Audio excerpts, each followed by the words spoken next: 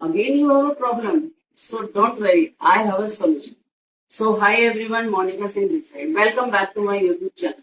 So जैसे कि मैंने कहा है कि हमेशा हर प्रॉब्लम का सॉल्यूशन होता ही होता है।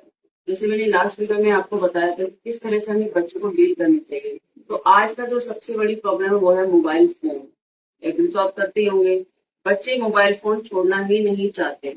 स्पेशली वैसे तो ये हर एज के लिए है, लेकिन मैं स्पेशली आपको बता दूं कि 7 इयर्स से नीचे के जो बच्चे होते हैं उनको प्लीज मोबाइल मत देखने दीजिए। उनके डेवलपमेंट वाली एज होती है, उस टाइम पे जितना आप ब्रेन पे जिस चीज का आप उसको असर डालोगे वो वैसा ही ब्रेन डेवलप होता है। सो आज का जो टॉपिक है, बच्चों को मोबाइल से दूर कैसे रखें। क्या आपको पता है कि इसका आंसर तो आप ही के पास है? नहीं पता है? अब मैं आपसे खुद क्वेश्चन पूछूंगी और आप खुद कहेंगे मैम तो आंसर जानते ही थे। सो जस्ट सपोज आपके पास 2 गिलास है, ठीक है।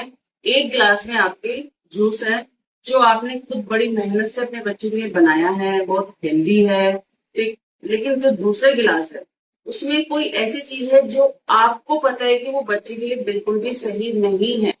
तो लेकिन बच्चा क्या कर रहा है, बच्चे को नहीं पता है, बच्चे की जिद है कि उसे वो दूसरा ही गिलास पीना है जिसमें वो उसके लिए बिल्कुल भी सही चीज नहीं है। तो इस टाइम आप क्या करते हैं बताइए, आंसर दीजिए।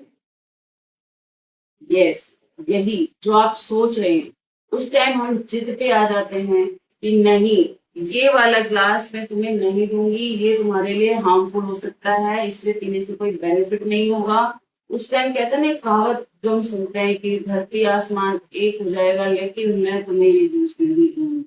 तो वही आपका मेरा जो मैंने कहा था ना, आंसर आप ही के पास है। तो कहीं ना कहीं हम भी अपनी छोटी सी, कई बार जो मैंने देखा है, बच्चा रो रहा है, ये लो मोबाइल ले लो, चुप हो जाएगा। पेटीएम में जा रहे हैं, बच्चा पीछे बैठा है, ये लो बेटा मैम से बात करनी है।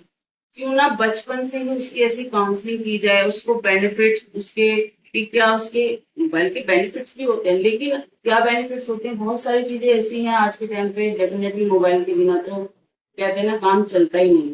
तो आपको क्या करना है, स्टार्टिंग से ही नो मीन्स नो। अगर मोबाइल नहीं देना है उस टाइम आपकी ये नहीं कि उसको मारने लग जाओ या उसको पीटने लग जाओ, नहीं। बहुत सारी चीजें एक्टिविटी कर सकते हो। जैसे मैं आपको बताती हूँ कि अगर बच्चा मोबाइल के लिए जिद कर रहा है तो आप उसी टाइम कह सकते हो चलो हम थोड़ा प्ले करते हैं। आप उसको इवनिंग में बाहर, अब बहुत से पेरेंट्स कहेंगे कि मैम हम तो वर्किंग है, सीधा मॉर्निंग में जाते हैं, रात को ही वापस आते हैं।